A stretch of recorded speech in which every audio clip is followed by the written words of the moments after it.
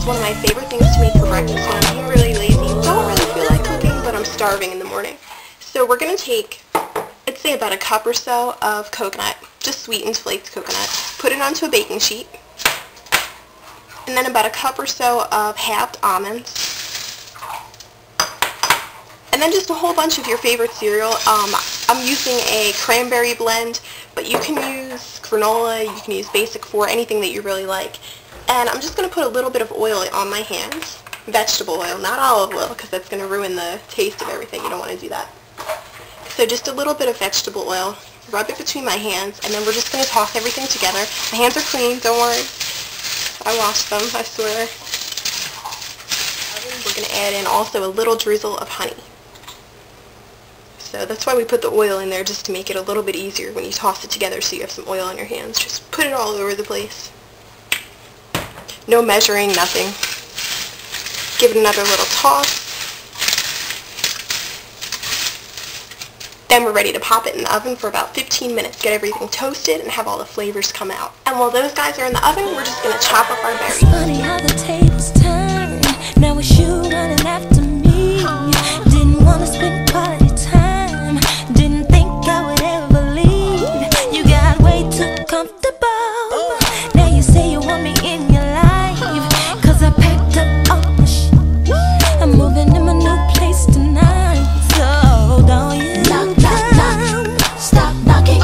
Stop knocking at my door. So everything's all set up for when the granola comes out of the oven, and the only thing I did here is I have 3 containers of strawberry yogurt, and I just mixed in, I think I've used this in probably like 3 or 4 videos by now, the rest of the raspberry simple syrup that I made, just raspberry, sugar, and water. And I mean, that really comes in handy. I had a little bit of it left, didn't want to waste it, and I just stirred it into the strawberry yogurt. It gives it a nice color, and of course it adds a little bit of extra flavor too.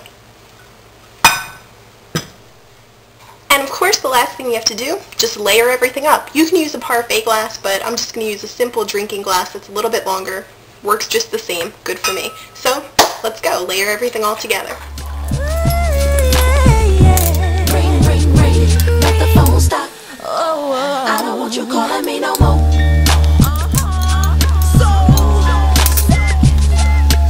Boy, it's a dangerous game to try and play a chick like me. Wanna go out and do your thing.